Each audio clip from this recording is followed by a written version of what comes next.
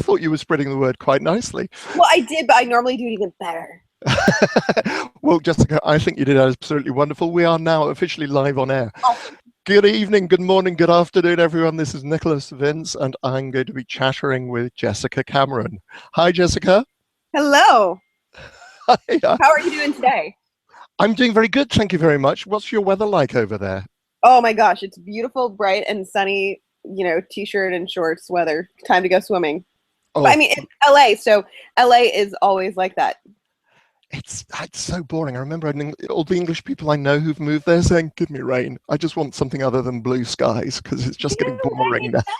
I mean, I'm Canadian, so I am a little bit harder to get to that point where I'm like, just give me other weather because I'm so like perpetually used to the freezing, mindless cold that never stops. That I'm kind of like, yes, sun. But yeah, it does. It's one of the things where I'm like, I've lived here for over 4 years now, and it feels like I've been here a season. Right. Because it's always summer.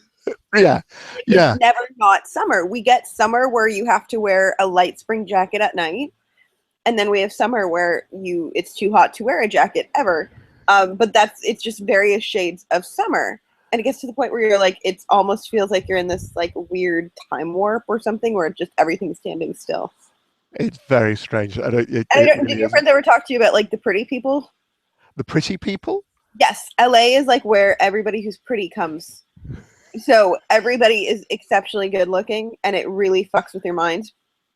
Because everyone everywhere. So, and they're all actors. So like you go to McDonald's and the cashier is like exceptionally good looking and they're like a model / actor.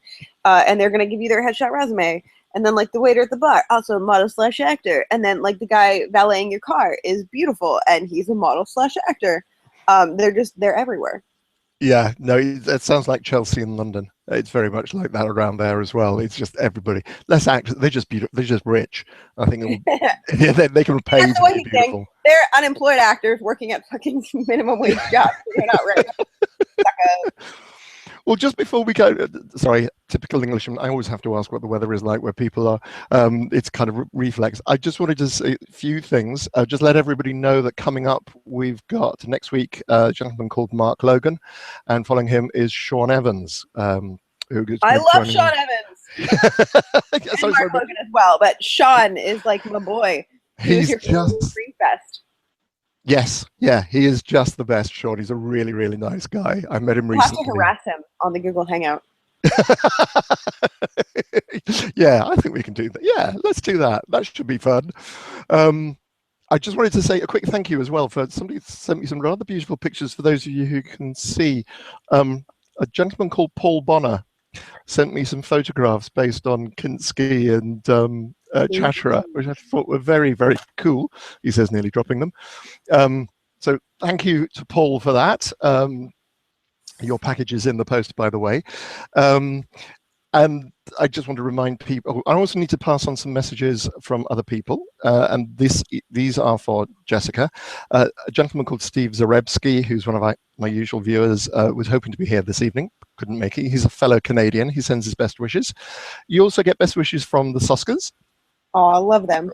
Oh, they're just amazing. And they seem to have, I can't wait to see the pictures of the burlesque even that they did a couple of, that looks as if it's going to have been so much fun for Kill Crazy Nympho's attack. Yes. Yes. That is like, I'm not huge into the comic book scene, but I'm like, this is a comic book that just needs to happen. Yeah. Yeah. And I think people do need to go. So feel free to contribute, kids. Yes, absolutely. I think it's just 3 or 4 days left now, actually. Oh no! Yeah, no, it's coming.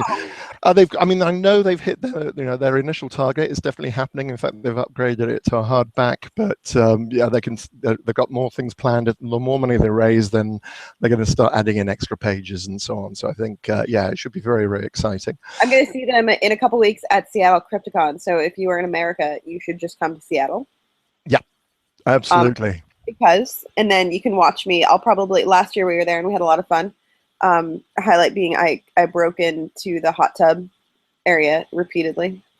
They like to close the hot tub places at like 9 o'clock at night, but we're usually working until then. So it's like, no, we want to do the hot tub, but we can't get there until midnight. It's not our fault. You're penalizing us. This is supposed to help us relax. We are guests of your establishment. Let us in the fucking hot tub.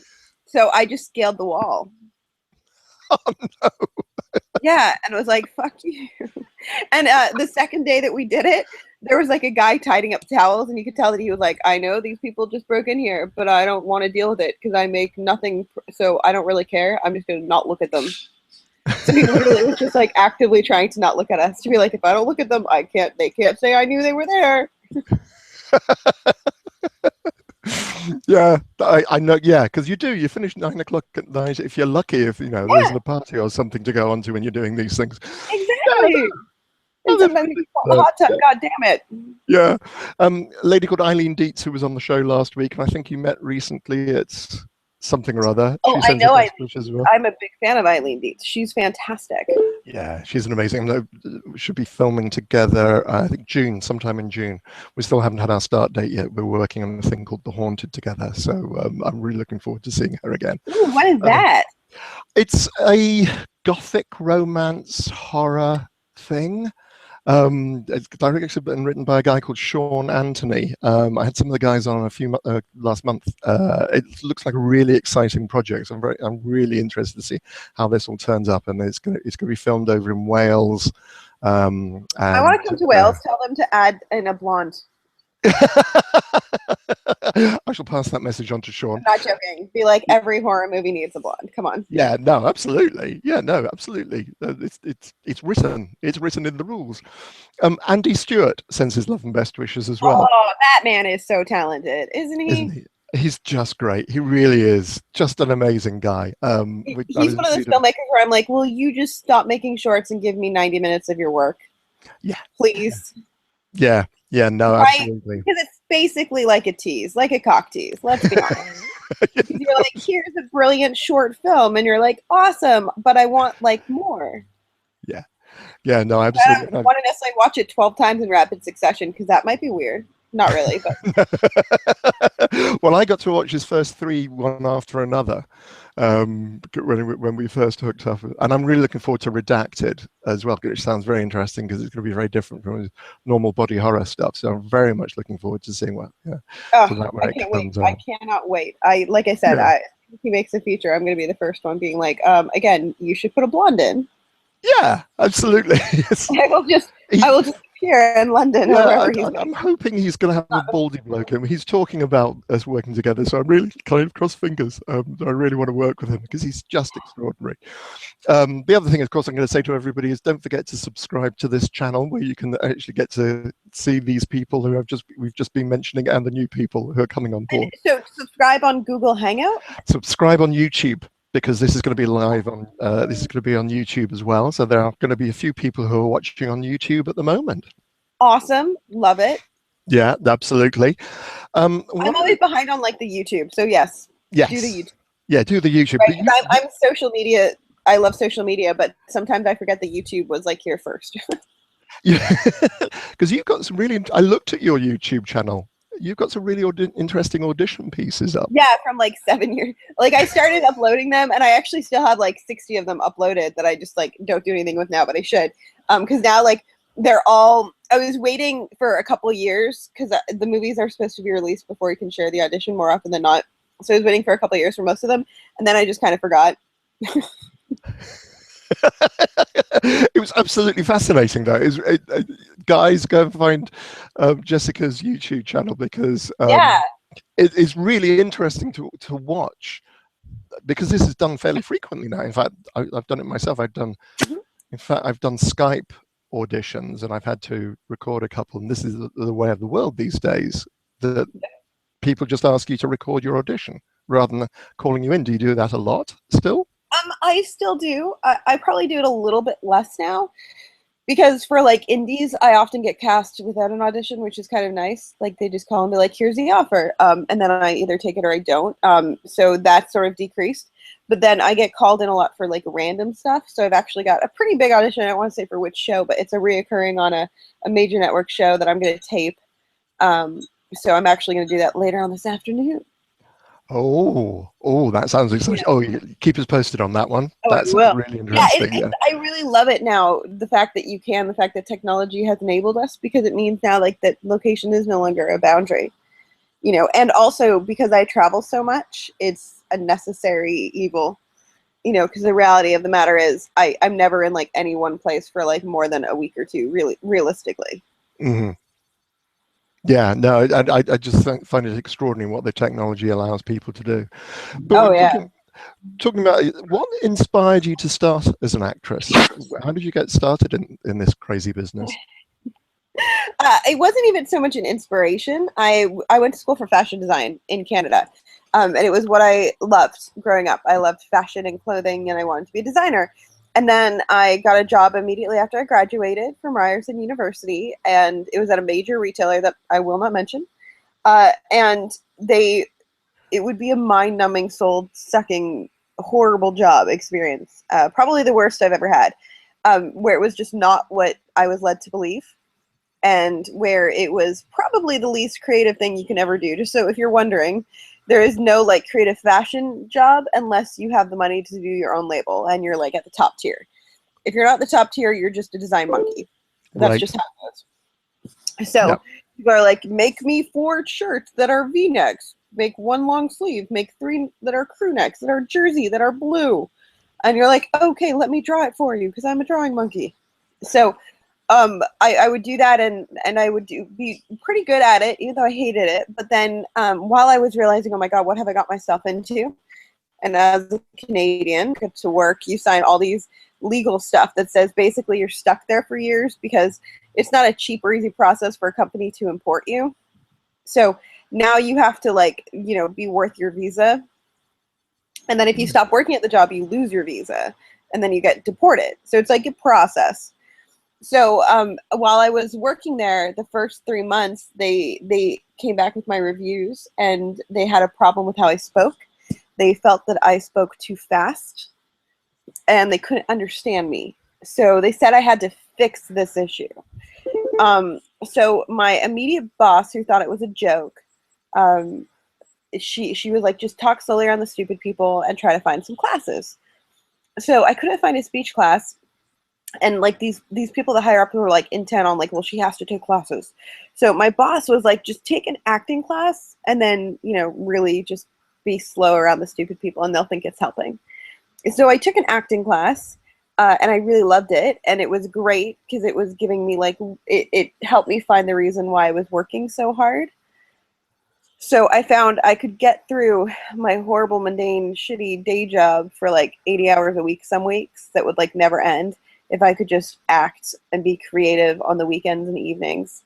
You know, that was sort of like my little piece of sanctuary. Mm-hmm. So for years, I just took every class I could. You know, if I could drive to it, even like on the weekends, I was driving to. Lived in Ohio at the time.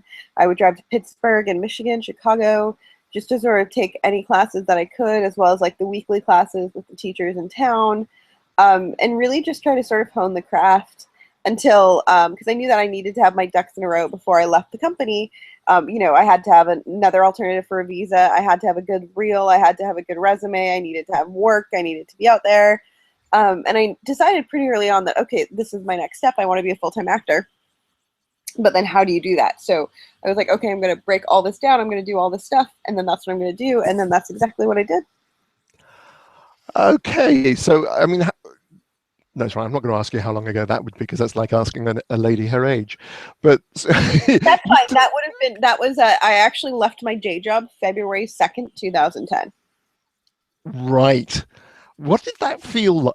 Honestly, what did that feel like? Was that just exciting, or how did that Oh feel? yeah, it was amazing. February 3rd to like wake up for the first time in years and not hate what my day was going to involve was life changing. And did And you I was have? like, I can deal without money. I can Mhm. handle not being able to afford to go out to eat and the luxuries of life that many other people think they need. I personally don't need that. I would much rather live inexpensively as an artist and not have to deal with people and places and things I don't like in my daily life and just sort of do my own thing and what I want and what I love. Right, right. So, did you have stuff lined up on February the 3rd, or is it you just? Yeah. I mean, I knew like I didn't. Here's the thing. I mean, the Midwest is a hard market because it's like all indie stuff. It's all indie, and then on top of it, it's also all of budget stuff, so everything changes. So, I mean, I would just start hustling pretty much right away. And the other thing is, like, nobody really believes you when you say that you're going to leave your day job, because most people say they're going to leave it and then they don't. Mm-hmm.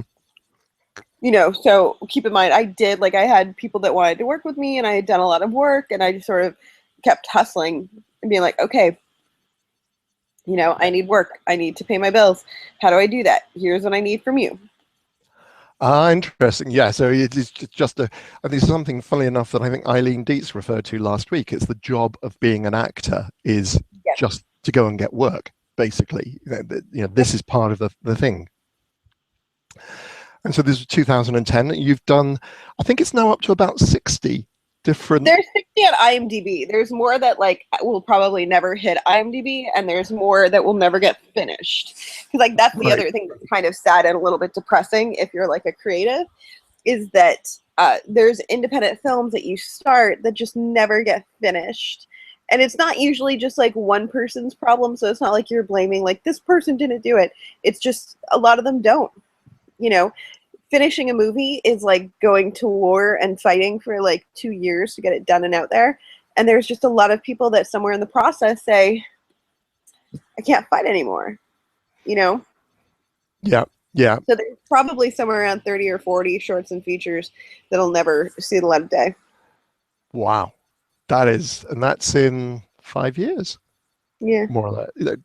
I do typically, I've done, this year I'm taking a little bit slower because I'm focusing more on behind the camera stuff, but I typically do 12 or 15 indie short, like, acting roles. And then last year I did like 15, and then I produced 5 and I directed 1, and that was a little bit too much. So I definitely want to dial that back. Right. But I'm like the tech where I have to know what I have to hit my too much to be able to say this is too much. Like, I can't just speculate because that's not how my brain works. Like, I have to actually be like, I think this might be too much. Let me do it. Fuck yes, it's way too much. Yeah. Yeah. No, I only know when I've done too much is usually when I fall over and you just think, yeah, no, I've been pushing it too hard now. I'm just going to take a couple of days in bed and just go, leave me alone, world. I need to regenerate now. Exactly. Yeah. So you've said you've done producing. So you got into producing, you've done this acting, and this was just kind of what drove you to leave act? And there are many people who just consistently just act all their career. I think more and more people are doing writing, directing, producing. Did the producing come before the directing? Well, it kind of, yeah, I mean, technically it did. I mean, I've always sort of been like a natural producer, but I'm a problem solver, which in the world of independent film, that is a producer.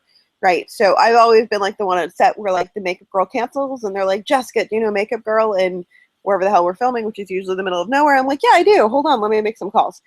You know, so I've always sort of been the problem solver where like this special effect gag isn't working. And I'm like, why don't we do this and this and this and just change this and then it'll work? Like, oh, yeah, we should do that. So I've always sort of done that, but I kind of avoided it for a long time. But then it was a combination of things, really. I really wanted to, as a horror fan specifically, I felt that there were not enough good films getting made and not enough original films getting made. So I would find that I was getting like the same stories. In particular, like there was one day where I got like not one day, there was a week where I got 4 scripts from different parts of America from 4 different teams of filmmakers. And they were basically the identical script, you know, 4 or 5 friends in their 20s get lost in the woods, their cell phone don't work, right? Like something tears apart the inside of their car. They go through the woods, they find an abandoned house and insert like a cannibal, insert a monster in the basement, insert whatever. And I was like, my God, I don't want to do any of these. I've already done this movie. I've seen this movie. I've been in this movie. Like, what the hell, guys? But it was a moment where I was like, okay, this needs to change. You know, these are films that are funded. These are things that are getting out there. But I'm like, where are the original stories? So I would start getting into like trying to develop what I felt were stories that were not being told that I wanted to see. And that kind of is the start of it. But then like I would come to learn like, oh, the reason why people don't make original stories is because they're really hard to sell. It's definitely like it's easier to do what's selling. That's just the reality of the matter. for better or worse. It's just easier. You'll make your life a world easier if you do whatever everybody else is doing, if it's marketable. But that being said, I've never been one to shy away from a challenge, so fuck that. I mean, it's absolutely true, because it's exactly the same in publishing. This is why, is why 50 Shades of Grey, and then suddenly you have rows and rows of dark coloured books that are written by women, mummy porn. Right? It's sad, though. It really depresses me. So that's kind of why. And then also there was a realization that there's some of my favorite stuff out there was, I always thought before I started doing this full time that you just have to find the right people. But then I realized there really aren't the right people, because film is such a living medium that you can think who you can find the right people. Like, you can work with a director who shot and completed like 5 films before, but then you might work on the one film that he just gets stuck on, and it lives forever in film purgatory and never gets done. So there was all these movies that I was doing that I felt really good about that will never see the light of day. And I knew that. And I was like, this is such a shame. Like, we need more original content, but then we need more content that gets finished. And then add to that I was kind of, there was a couple movies I did where they just weren't particularly good movies. Like the filmmakers just don't understand basic minimum level expectations on quality control, where I'm like, guys, you have to have sound design, you have to have score. Like, if you're shooting next to a freeway, you need to ADR people's lines. Like, there's simple things that you just have to do that people just, sometimes in the independent film world, they just don't do.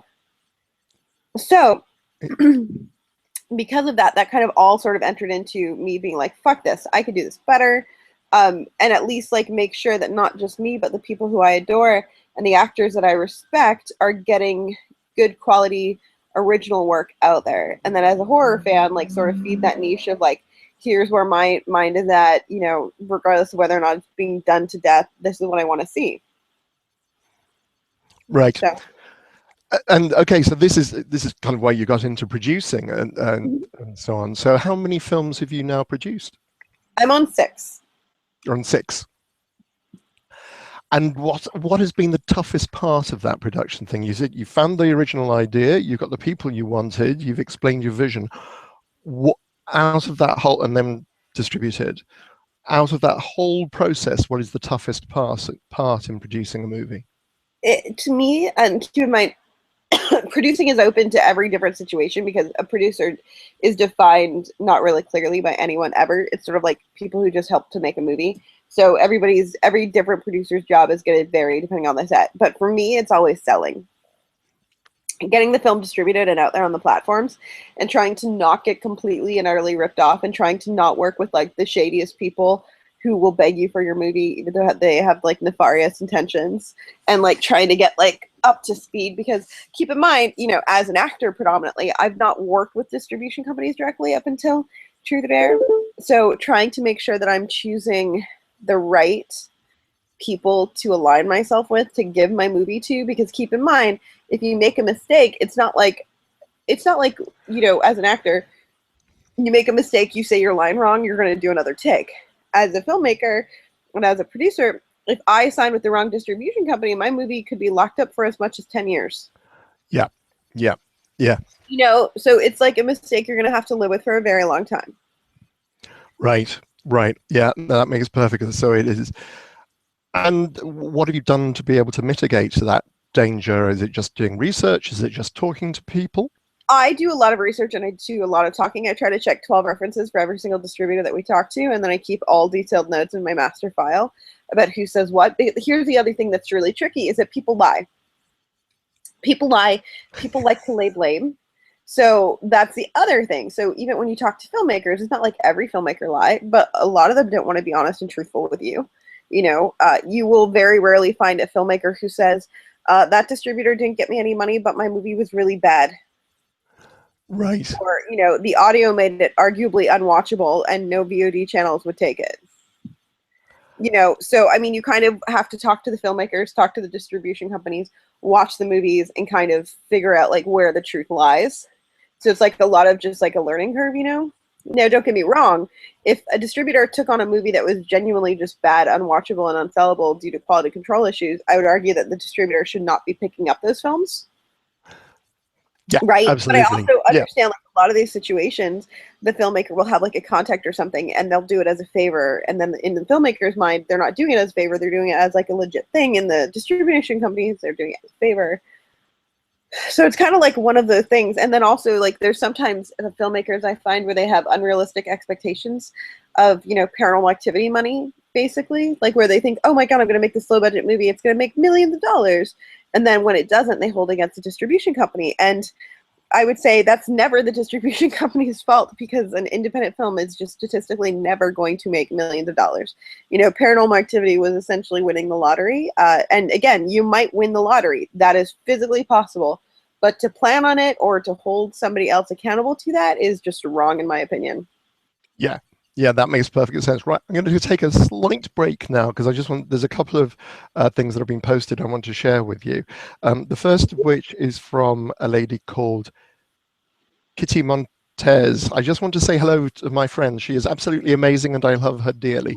She changes the life of everyone she comes in contact with. I know that she has forever changed mine. Oh, Kitty, I love you. Thank you, darling.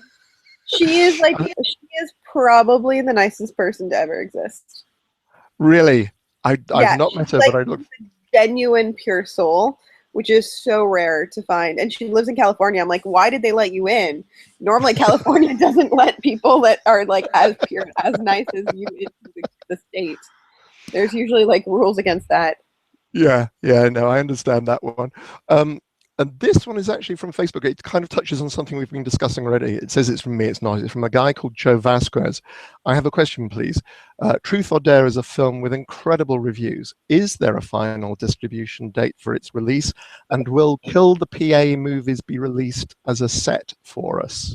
So there's two For questions Truth there. or Dare, we are in the reason why we haven't gone public yet because we've been in the final negotiation phases. And I do accept some responsibility. I didn't think it would take me like 6 months to sort of weed through the offers. So we are looking at a fall release.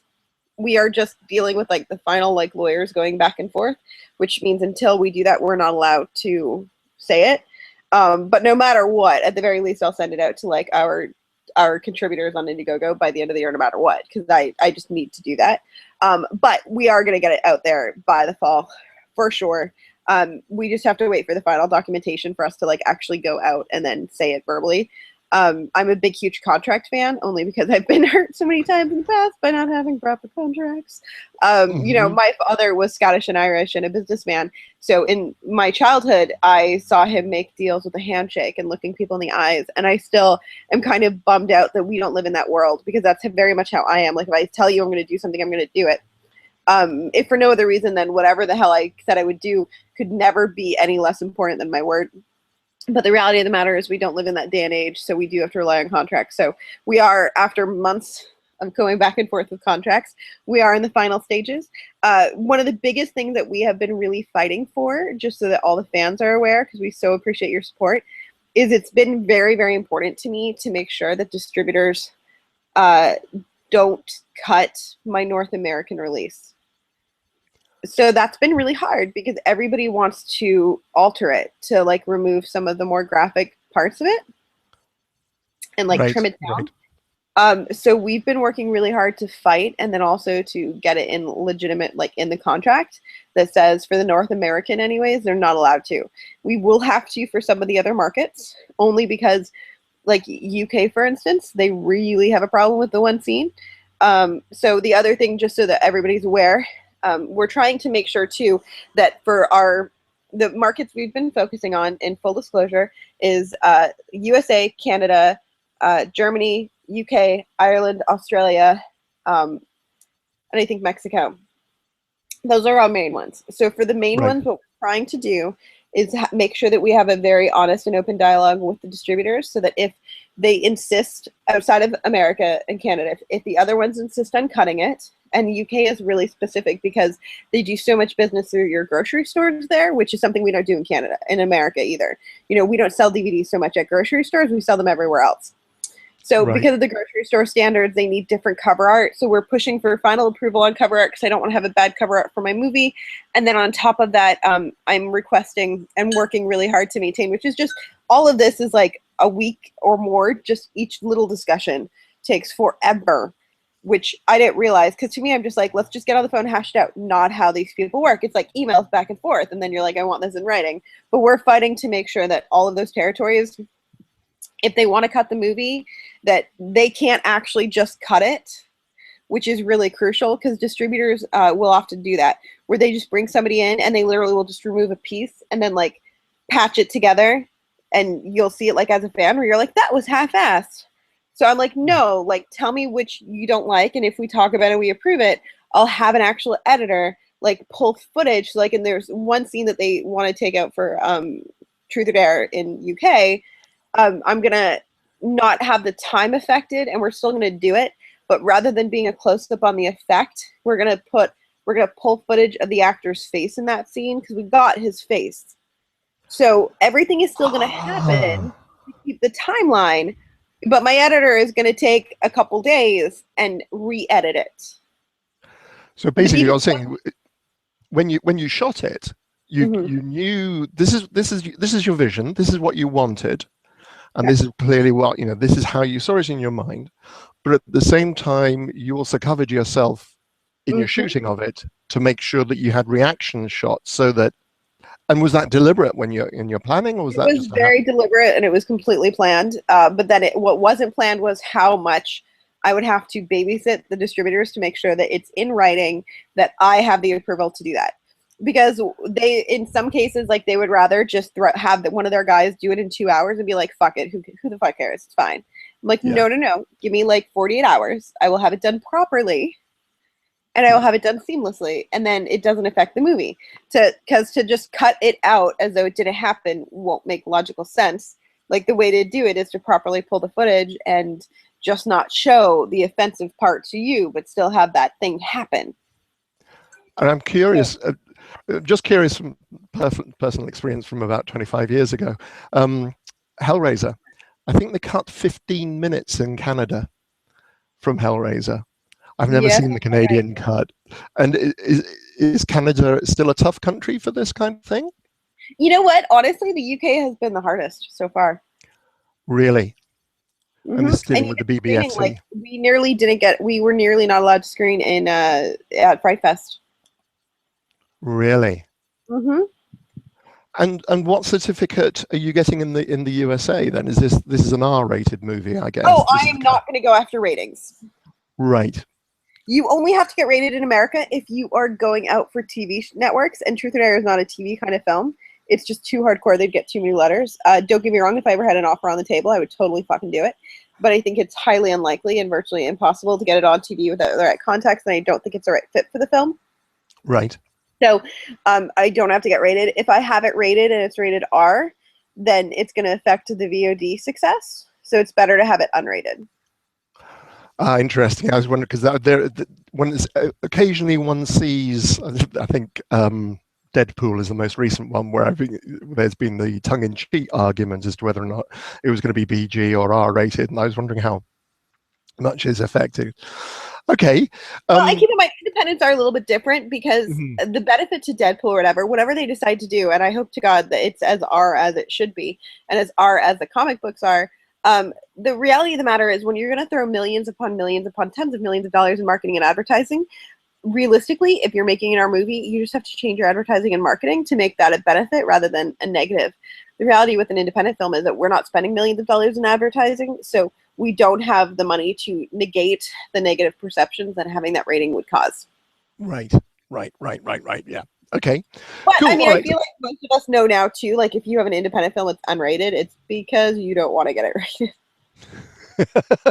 Rather than there kind of being a stigma, it was so bad. Because there used to be, I think there used to be an idea, isn't it, that there was R, and then if it was really, really bad, it was unrated. Yep. Oh, and then Kill the PA. So the Kill the PA stuff, you can only buy the 3 films as a whole. You can pre-order on killtheproductionassistant.com. That is going to be the only place probably ever that you'll be able to get all 3 films together. simply because the one's a documentary, the other one's a hitchhiker film, and then the other one's a fucked up lesbian love story. We have been approached by different distributors for each one. So that said, it's not to say that like after we do, because we're going to do film festivals for like, it'll probably be like a year coming from the summer. So it'll probably be a while before you get the pre-ordered copies. It'll be like another year. It'll be quicker than with Truth or Dare though, because we're all of the research and all of the work, you know, that we do, it makes it easier the next time you do it, right? Because like now, you know, if you look at my distributor list that has like 95 people in their companies and my past conversations, like we've weeded out a lot to be like, this one's all in red because I spoke with these 12 filmmakers, all 12 said this and this and this and this and this, and I researched this and that. So I don't have to do that for those companies again. Right. That said, because we're going to go through different companies for all of them, it would have to be like 5 or 10 years down the road before we could do a release of all three again. So it'll literally just be a pre-order and then it'll be done. Right. Because we're not going to do them. It'll be, and you know, there's not a distributor that would do all of those films together well as of today. Right, because they're very different things. I mean, you just say one is the documentary, and so tell me a little bit about them. I've seen I put the posters up for one for Mania and so on. So tell me a little, because this is what you've been working on most recently. Yes. Tell me about these. So what are these three films? Okay, so Mania is the next film that I directed. It's my fucked up lesbian love story. So I'm not a romance girl at heart, but if I am, this is my romance movie and probably the most romantic thing I'll ever shoot. So I love it. It's really, really fun. It's basically centers around a young woman who suffers from mania and bipolar, and events cause her to do something stupid and rash. And her lover, played by Ellie Church, takes her on the run cross country while they try to figure it out. And then, unbeknownst to her lover, the girl suffering from mania is continuing to do stupid shit. So it's like, how far would you go for the one that you loved? It's kind of Henry Portrait of a Serial Killer meets Thelma and Louise. Oh, cool. That sounds very good. Okay. Yeah, it's really, really fun. It's going to be a nightmare to sell also because nobody's doing stuff like that. But that's why I felt it needed to be done. You know? Right. And Tristan in as well? Correct. Yes. And Ellie Church. Ellie is fantastic. Right. So if you're not familiar with Ellie Church, you should be. And then we did Desolation, which is like a modern hitchhiker film, but with a female hitchhiker. So it's really fun. Stars myself and Carlo Mendez. I didn't direct that one. I just acted in it and produced it. But it's a really good, really fun sort of original script. And it was really, really, really, really fun. And then we did both of those movies while we were traveling across the country in an RV with 10 filmmakers. So we were using a lot of just free locations, a lot of, you know, guerrilla shooting, a lot of some planning, some like a lot of that we had to, you know, we had a couple locations picked and then we drove into a blizzard. So we have no snow in either movie. Right. So that means you have to change your locations because you know, either change your locations or ride in snow. But given the fact that none of the cast had proper wardrobe, we're like, get the fuck out of snow. So it's really funny if you watch the movie, and I'm sure on the commentary for Mania especially, because that's when the blizzard came into play. You'll see like where the inside of a house is shot in Indiana because there's snow outside, and then the outside of the house we shot it in Arizona. Continuity must have been so much fun. Yeah. Yeah. And then because it was like such an extreme sort of like ridiculous, I can't believe we're going to do this. Like enough people were like, you're going to do what? I was like, I'm going to travel across the country for 3 weeks making 2 movies back to back in an RV. And people are like, you are fucking insane. But everybody was saying that. So I was like, I should document this for a documentary. Right. So hence we made Kill the PA, which is the documentary Kill the Production Assistant on the making of these 2 movies while traveling across America. And it's just going to be a really honest, sometimes brutal, sometimes too intense, sometimes a lot to handle telling of making independent movies. So it's going to be fun. It sounds really, I mean, I'm really excited for these. And you're going to be showing these at film festivals. Yeah, we're going to start with our festival tour. Mania will start first because it's the furthest along. Hopefully they'll all be in the festival pipeline by the fall, and then we'll go right into distribution afterwards. We're going to overlap this time a little bit, so I didn't want distribution to interrupt the festival circuit for Truth or Dare. And now that Truth or Dare did so well, and people are kind of feeling bummed out that they like missed the chance to see it or buy it distribution-wise, we're now getting like better offers to actually like distribute our movies, but let us do our festival run too. So it's kind of the best of both worlds. With Truth or Dare, people were like, "Oh yeah, we'll give you distribution, but you have to stop the festival run." And we're like, "No, we don't want to do that." So it's kind of nice now that we're getting the opportunity to sort of maintain a festival run at our own discretion, and then also have distribution in the pipeline so that there's not that gap. Like with Truth or Dare, we stopped screening it at like November, and we're just filing out documentation now. We've been working on it every day, but it just takes time. But the good news is, you know, with these next ones, because we did it that way for Truth or Dare, and we kind of showed that, okay, there's merit to the festival circuit, that they're going to let us do the festivals on these. Right. Okay. Cool. All right. So I'm going to take, this is absolutely fascinating. So I'm going to take a quick, brief pause from this kind of stream of thought, and we're going to do the quick fire questions, if I may. Sure. Go ahead. Sure. We're just going to do that. And then after we've done these guys, I'm just going to, just to tell everybody what's going on, we're going to do some quick fire questions, and then I'm going to open it up, and I'm going to invite people who've told me they want to come and join live. I've also got some more questions that people have posted as comments as well, and we'll work our way through those. Okay, so this is the quick fire round. Do you or the first AD say action or go when you're directing your movie? Almost always me, but if the AD does, I don't get upset at him. And do you say action or go, or when you're ready? I say action. You say action, okay. Did you train for directing? No. No, just everything on what you picked up on the go. What writing software do you use? I actually don't. I always work with writers who know their software, and then they do all the actual writing. And I'm usually, if I co-write a script, it means like I'm sitting next to them, giving my input and judgment, and sometimes like acting stuff out, because that's how I like in my mind I write. I'm like, oh, but I actually don't ever type a key. Right. And you mentioned something, another one that you mentioned, you said you're a drawing monkey. Do you do your own storyboards? I do not. I actually very rarely do storyboards. I only do it if like people can't understand something. Just when we do like these low budget independent movies, there's just not enough time to do storyboards, and also so much has to change on the fly.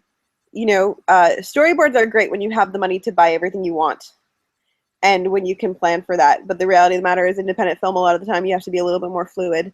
So, you know, like with Truth or Dare, I would have loved to have a larger place to shoot in. We didn't. We were stuck with the, you know, the space that we had. So, I mean, I'll explain like how I want things to be laid out, but it's usually just to connect the dots for everybody else on set.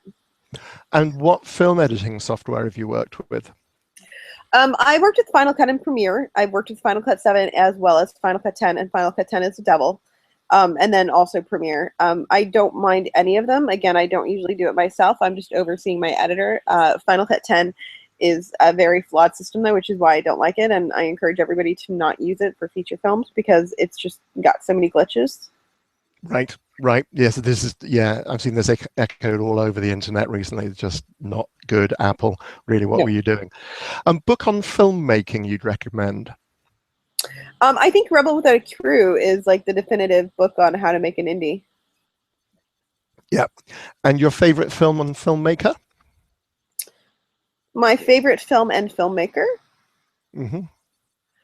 It changes every day. I love The Shining. But I mean, as far as filmmakers go, there's so many talented filmmakers out there. I love James Cameron, even though I'm not a huge Avatar fan, but I love the fact that he created this world. It just wasn't, it was too sugary, sweet, fairy tale-ish for me. I love David Lynch. I love Gaspar Noé. There's so many people I love. I love the Soska sisters, obviously. Their ability to tell a story with a unique twist is really refreshing. There's just so many brilliant. Ricky Bates. I have to see everything Ricky Bates does, and I have to see it in theaters because Excision blew my mind, and I will be forever regretful by the fact that I did not see that in theaters.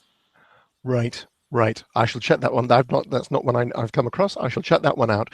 Oh, and you have to watch Excision. It's amazing. Cool. Oh, excellent. This is something else. I love it when I get a recommendation with enthusiasm. Have you ever said you're a filmmaker in order to get laid? I have not. I don't know if it would work. I mean, here's the thing. I mean, getting laid isn't hard. No, not when you're go to a bar, buy somebody a drink. I mean, I don't feel that. I don't ever, you know, whatever. I'm more likely to be at the bar, like lying about having a mundane existence because I don't feel like talking about stuff I talk about every day. So it's usually like, oh yeah, I work at the gas station or something ridiculous. Cool. Yeah, no, that makes perfect sense to me. Okay, I'm going to now. I'm just going to take a quick brief pause. If you're watching and you said you want to come on live, I'm now sending out the invites to those who've said chattering questions. There's about 8 of you, so you should be getting phone calls via Google Hangouts. They should be coming through to you. In the meantime, I'm going to say this is from a gentleman called Timothy Gravitt. Who is your favorite I can't speak. Scream queen of all time. Who is your favorite scream queen of all time? I'm gonna go with Jamie Lee Curtis. Really? Yeah, I think she's the original. I love everything she stood for. I think it's a shame that she didn't sort of continue on the path of like horror for a while, although she's obviously getting back to it. What with being on the show, I love the fact that she always sort of played her characters from a point of strength and not a place of weakness. You know, she always played it like really strong, like she was the one that could kick your ass, in my opinion. Even when she was like running scared, she always had that fight in her, and I kind of really love that. And it was very typical in the 80s. You know, a lot of the girls that were scream queens in the 80s ran and screamed, but to me, I never really felt that they'd ever be a threat. Right. Right. Sorry, we've just had a few people join us, and I'm very busily muting you guys. It's nothing personal. It's just that you came on with some of you came on with some sound, which was coming across to us. Okay, so Jamie Lee Curtis. Oh, except I've just muted Jessica Cameron by mistake. I really didn't mean to mute Jessica, so bear with me, Jessica, if you'd like to unmute yourself. No, it was Jonathan who muted Jessica. Thanks, Jonathan. Is that good? Yeah, you're back. Can you hear me now? I can. Woo! Thank goodness. Yeah, no, absolutely. Just one more question before I go to these gentlemen who are waiting so patiently. Kevin Hall, if you could star or direct any horror film, what would it be and what would you change? So if you could star or direct any horror film, what would it be and what would you change? Oh, well, I guess it depends on how. Okay, so I'm going to go into the wonderful world of if I could remake a classic movie that does not need to be remade, knowing that I actually don't like remakes. But there are 2 films that I feel very strongly about that you could remake them, and I think making these changes would make them into very different films that would not be a detriment to the original or insulting, just taken in a different direction. So there's 2 films that I feel strongly about that I would love to do something with. The first one, even though I love the film I love both of them as they are, but the first one being The Shining, I would love to, honestly, I would love to act in The Shining as a female lead and play her from a point of strength, because I feel like she's consistently weak and perpetually sort of like the victim running scared, and I think that it'd be really interesting to see how that story would play out with the same male character if she was a strong woman fighting back and really trying to defend for her son. Yeah. I think it could make it really a different twist and really modernize the story, because she was very passive. And the other one that I really would like to see is the Solo, 120 Days of Sodom. And I would like to do it.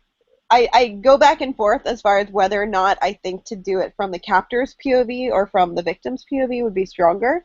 But I think to pick a unilateral POV point of view could make it really interesting and really fascinating, because the movie, as it currently stands, is sort of just a showing of what happens and not the where do the victims come from, where do the people come from. It's just sort of like, here they are, you know.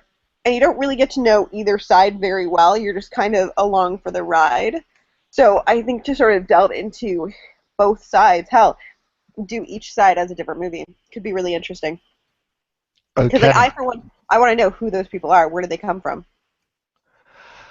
I mean, and The Shining is fun. I mean, having watched the documentary in Kubrick, he just treated her like he was a monster towards her. Yeah. And I don't believe that you have to do that to destroy an actress like that in order to get a performance. You know what, though? Like, I don't know. Like, I'm not saying you have to destroy an actor like that. I think that there probably would have been a better actor for the choice. That being said, I've worked with some really bad actors.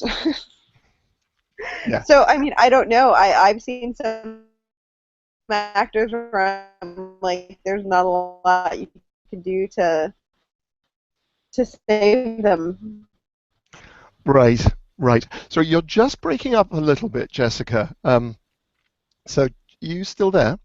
Oh no, Okay, that's fine. It I'm was still just a here. glitch. You're still there. We've just got a little bit of echo on you Baby, suddenly. come back. It's suddenly sounding very strange. Right, Paul Yan, would you like to unmute yourself, sir, and ask your question? If you Okay. can hear me. So Paul, I if can you need to, you just need to unmute yourself at the top of the screen. You have to do this for yourself. He's trying. At the top of the screen, you may find there's a little symbol with a microphone with a line through it. If you click on that, Paul's having difficulty. I don't think he's able to do that. Jonathan, I know will be able to do this. Jonathan's used to being muted. Jonathan, do you want to unmute yourself? He's trying. Hello. Hello? Oh, Jonathan? No. What? No, he's Where did he go? he's, he's still there. For some reason, he's having difficulty unmuting. Don, let's see if you can unmute yourself. Don can And do it. Damon. Oh, there I am. There I am. Ah, there's Jonathan. Need to press the damn thing. Hello, darling. Button. Oh, Jesus Christ. Hey, Jess, how are you keeping, hun? I'm good. How's London? Same as always. Not bad. No, it's all good too. London is missing you, by the way. Good. Well, I'm hoping to come back to Fright Fest with my little love story, so fingers crossed. I am gonna fight tooth and nail to get that to Fright Fest, definitely. So, To be fair, I think because it's like such a sausage fest that they'll be happy to take some, gratuitous female nudity.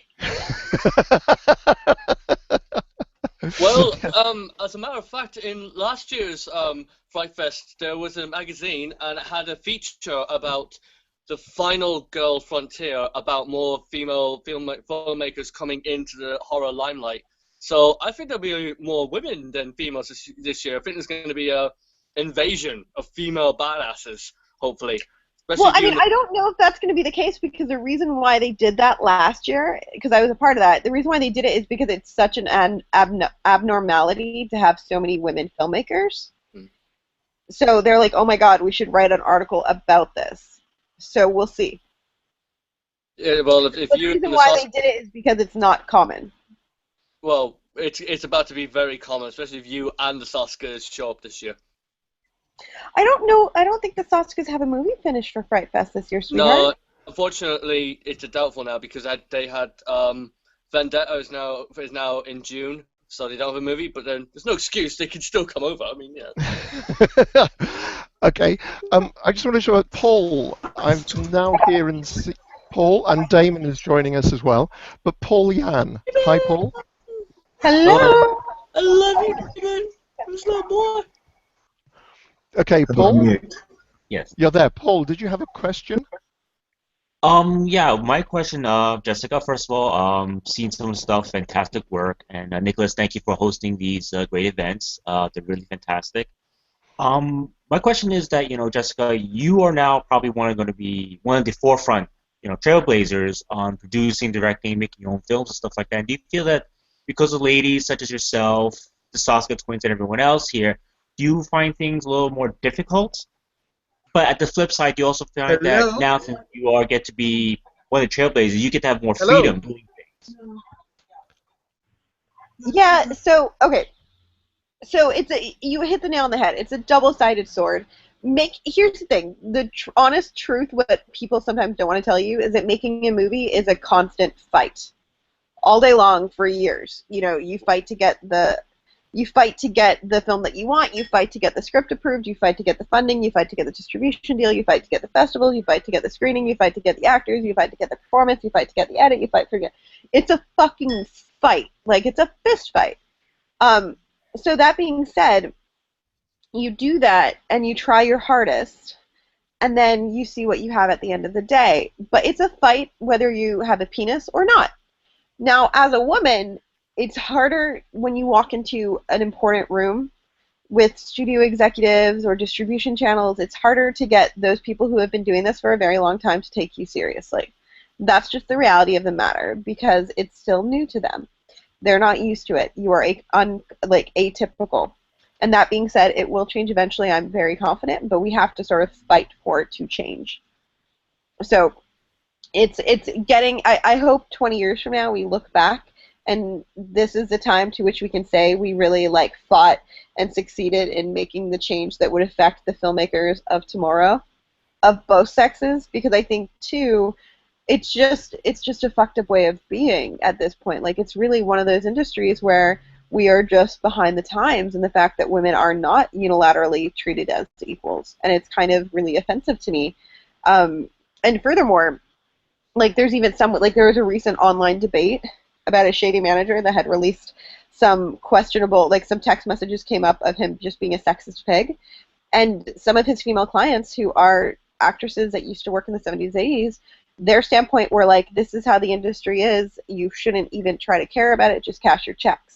So the fact that there's women out there who not only acknowledge the fact that it's a really sexist industry, but then their standpoint is you shouldn't even try to change it because this is just how this is the bothersome part.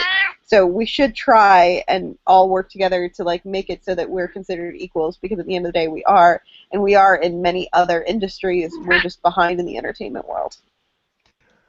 Cool. Are you joined by a cat there, Jessica? I am, a very loud cat. Wonderfully loud cat. I just thought, that's brilliant. That's a really, really cool, strong-sounding cat. And she's going to be 20, so she's a little old lady. Wow. That's an extraordinary age for a cat. Oh, I know, no. Right? And, every time I take her, because she gets sick and I take her to the vet, so for years, 7 years, they're she's going to die, and then she just never dies. I think I've seen photographs on Facebook. She looks like a wonderful lady. Oh, probably, yeah. She's a gem, and she's very opinionated, so just wait. She'll enter into the conversation, I'm sure. See? Yeah. It's great. It's absolutely wonderful. Right. Don, I'm going to try and unmute Don, who's been waiting there very patiently. Don, do you want to try unmuting yourself? Hello. Oh, there you are. Hello, Don. Hello, darling. Woohoo! All right, it worked. For once, I got this Android thing to actually do it the way it's supposed to be done. Wow. How's Jess? Is that Aliqua that you were talking about down there? Yes, it is. Aliqua is a darling cat, Nicholas. Okay. Absolutely darling. I know I have a dog at the moment, but I grew up with cats, and yeah, we used to have 2 cats here. I adore cats. I very much miss our cats. Do you have a question for Jessica? Yeah, no, that would not be a happy experience if we brought a cat into this house. He's bad enough with the sparrows and the dogs over the fence. He's very territorial, our Bertie. Sorry, Don, what was your question for Jessica? Was just going to ask, what's the status on Utero? Utero is currently in post-production. Taking his sweet ass time, because that's what Brian Coyne likes to do. And to be fair, he has been very busy. His film prior to Utero just was released, so we kind of had to focus on that shortly. But it is in post production, and it's looking really, really great. So I cannot wait to share with you guys everything about it, because you're gonna love it. You've probably seen me posting more about it on my fan pages, because we're coming to the final stretch of post production. So cool. By the way, yeah, carry on, Don. Sorry. No, I was going to say, by the way, perfect product placement with your pillow there, Jess. Very well done. Right, darling? Somebody very important got it for me, so I wanted to make sure it was very prominent. And weirdly enough, we didn't see it eventually with Andy Stewart, but when I first talked to Andy Stewart over it, I thought, hold on, that's a Hellraiser pillow. Exactly the same cushion in the background of Andy Stewart when I first chatted to him as well. Great line. We've got a I don't have. I really should get one. Right. I'm going to unmute. It says Annette Ricard. That's obviously not Annette. This is Damon. Damon, say hi. Damon. Hi. Hi, Jess. Hello, darling. How are you doing? I'm good. How you doing? Very well. For those of you who don't know, I came to London last year for the first time ever prior to Fright Fest to shoot Damon and Annette's wonderful short, The Tour. And I have been diligently and loyally and almost to the point of harassing them to make it into a feature film. So join me in my fight to get The Tour feature film made by just harassing the shit out of both of them all the time. Well, the script has got its first draft written, so we're part way there. Can you hear me? Yes, I can. Yes, you can. Yeah, so we've got the first draft I told written. everybody that the first draft is written, which opens the door to be like, harass to get the rest of it.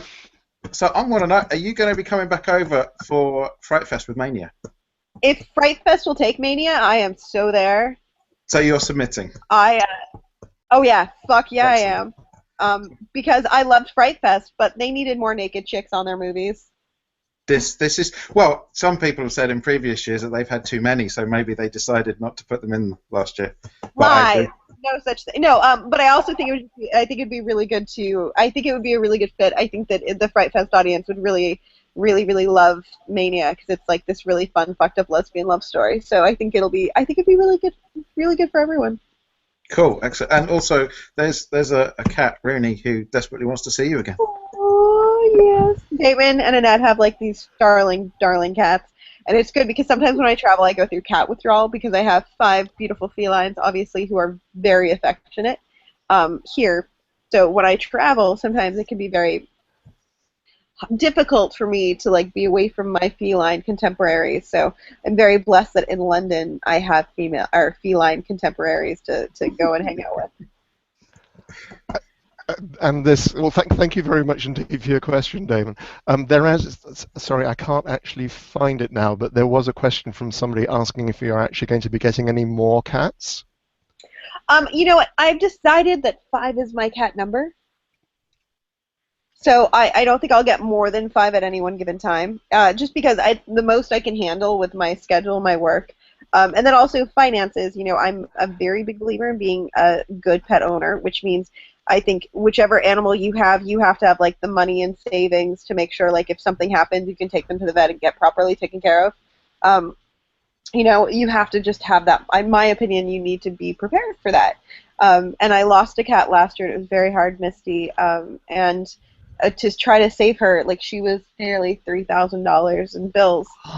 So yeah, so it sucks, but I don't regret. I'm glad that I had the money set aside for these kind of emergencies because for me, I would have a really hard time just living if I had thought I could have saved her and I couldn't. So obviously, it actually did not help. She had cancer and it wasn't doing anything it didn't do anything more than give her another couple days. But I don't regret spending the money on that, and I'm really glad I could. So the fact that I have 5 is kind of determined just the amount of time I have, the financial situation, and then also just I feel like any more than that, I would be taking time and love away from one cat to give to the other, which would be counterproductive. So, and my 5 keep me very busy. Now that said, like Aliqua has apparently been on like death's door for like 7 years. Yeah, so, I'm just amazed that you have a 20-year-old cat. Yeah, right? I was joking, if she dies, I'm going to get another one, but then I honestly think she's probably going to outlive everyone. She's never going to die. That's a great horror film. Right? I really want to make I actually had, between you and I, like sometimes I hate actors, because actors can be so hard to work with, as you probably know. So like after Mania, quite frankly, I was pretty determined to never work with another actor before, and I was like, that's it. I'm just going to make movies. I'm just going to put my cats in them. It's just going to be cats, and they're not going to talk because I don't want to deal with an actor ADRing them. Yeah, no. I'm serious. You nearly had like a barrage of cat movies coming your way. Jonathan, I just wanted to double check. Mr. Hughes, you're sitting there very patiently. Did you actually have a question you wanted to ask Jessica? I'm not sure that we actually got a question out of you. Oh, you're there. No, you don't have a question. Okay, that's absolutely fine. We did. Paul, did you have another question that you wanted to ask Jess? No. Yes. Yeah. I'm sorry about that. I was on mute by accident. Okay. thing I was wondering about, since you got a chance to work with a lot of different performers and stuff like that, who I think has been the person you find that it's been the most easiest to work with, and then who do you find that you, not to name names, but who do you find that you've had trouble working with, only because of, I guess, creative differences or anything else like that? Well, I mean, if you watch Kill the PA, you'll see really quickly. Watch Kill the PA. Kill the PA is a really honest. It'll be eye-opening. It's going to piss people off. I don't care. It's the truth. And nobody is getting. And I've had this argument before with people where I'm like, it would be as wrong to like edit somebody in the documentary about filmmaking to make them look bad as it would be equally wrong to edit somebody to make them look good. So, without naming names, watch Kill the PA and you will see. It's very obvious, the whole movie, in fact. And also just who you, as a filmmaker, if you are a filmmaker, you should never work with too. As far as actors who I love, Ellie Church is great. I will work with Ellie Church any day. If I have a movie that she wants a role in, all she has to do is say the word, and if I can get her on, I will. She's great. Heather Dorff. Heather Dorff is fantastic. She was supposed to be in Mania and Desolation, and I'm kind of annoyed that she ended up not doing it. She was trying to move and travel cross country and dealing with all of that, and then she took issue with the nudity. So I've already talked to her about that and been like, you need to trust me with the nudity and get over it. So next time I'm just going to make you do it because I love her and she's great, and she's fantastic in Truth or Dare. So I'll definitely work with her again, and I hope in more capacity. Becca Moore, who's an actress I worked with back years ago on Two Doors Down, and then now on Mania, she's fantastic. She's based out of Mason, Ohio. She's a very, very talented lady who just does great stuff, and she's amazing. Ali Ferda, between us, for news, Ali Ferda, who's an Ohio actress who I worked with on The Sleeper, and then I cast her in Desolation to play my sister. She's amazing. So I am actually going to work with her hopefully on my next film that we're going to be shooting in the summer. Cool. And Ryan Kaiser. I mean, who doesn't love Kaiser? I have a couple of more questions just to finish this because we are now officially over the time, but there are a couple of quick questions from Emerald Gore. Are you going to be bringing Mania to Ireland? Do you know? Yes, please. I would like that very much. And hello, darling. I love my little green friend, my little green fellow. Here's another interesting one from Scottish Geeks. Nick, what do you and Jessica think about video games as a valid method of storytelling, especially in the horror genre? Oh, gosh. I wish I had more time in my day to play video games. I suspect that if or when I ever decide to somewhat retire, I will not so much retire as much as I will just get stuck playing video games 24 hours a day. Because I have a highly addictive personality, and that kind of stuff is really amazing for me. I think that they're a really, really fun way to explore a different narrative story and to sort of have control in creating your own. I think that it's amazing what some of these are doing, and it's just breathtaking. And some of them, I think, look and sound better than independent films, quite frankly. It's unbelievable what we're doing today. I watch Grand Theft Auto sometimes. I have friends who play that. And I'm like, this is exactly set out like LA. Like, they know every side street. You can drive by my apartment. It's insane. I find it really fascinating. And if the guys have spoken to me before or seen the show before, they know I don't play these things. I'm a different generation. And I just never really picked up one of these things or got used to them. And you may be able to answer a question, Jessica, which is because I was talking to the Suskers about this, and I know how much they love them as well. When I read a good book, a nice thick book, and I've got completely involved with the characters, and then you get to the end of the book, I've been known to wander around for a day or two feeling a bit lost, because I'm no longer associating with the characters whose lives I've got completely involved with. Do you get that kind of sensation? I don't know if you recognize the sensation, but do you get that kind of sensation with video games? Can you get so involved with it? I mean, I think it's different in video games because I think you just sort of get more used to the world. A lot of, and keep in mind, I usually play first person POV, so like you are the main character. You know what I mean? So it's more for me like I like leave if I stop, if I try to play a game and then I leave and I go outside of my apartment, the world just seems less fun because I'm not like obviously shooting zombies. Right. You know what I mean? Like, because you're in the zone because you're like pow pow pow pow pow pow pow pow pow. And it's really fun and really like, oh my gosh, there's something new happening at every corner. And then you like step into the real world and the sun is shining and you go to your car and you're like, there's no zombies to shoot. What the hell? Yeah, that's very interesting. There's a very interesting book called The Happiness Advantage where he talks about the Tetris effect, where they did actually do experiments on people, getting people to play Tetris, literally for like 36 hours straight, for 2 or 3 days in a row, and they basically it really does program your mind that as you walk out, you'll start looking at bricks in buildings, and you look at buildings in a completely new way. So I think these things are incredibly powerful, very interesting things. Oh, extraordinarily. Yeah. I'm going to wrap up the show now. This has been absolutely extraordinary in terms of I learned so much this evening as I suspected I was going to, Jessica, about filmmaking and production. What are you working on now? What are your next? So you've just come to the end. We're fighting post-production on Save Yourself, Utero, Mania, Desolation, Kill the PI, so look for all those to be getting released in some form or fashion in the next year. So that's really exciting. And then we're trying to lock down like our next little project that I really, really want to do. We've got a couple things in the pipeline. We've got a couple bigger things in the pipeline, but they're going to take longer. And I have this really breaking news. We don't have a title for it yet. I have like this wonderful abandoned hospital script that's really near and dear to my heart because I don't want to give too much away because it sort of ties into the underlying story that you find out as the film progresses. But it's the most personal story I'll ever probably be able to tell. Because it's very close and very near to me.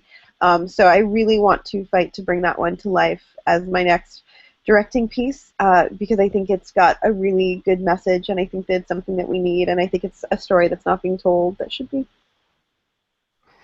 Cool. And when do you hope to, how far down the line are you with that? We're working through the script stuff right now, so we're still quite a ways off, unfortunately, but hopefully be shot late summer if we can lock down a script that we like. Brilliant. Brilliant.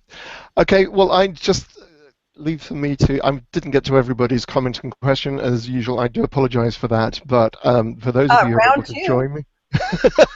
Yeah. Oh yeah, no, absolutely. I'd just like to point. Hold on, I just want to show Damon, who's there with his cat.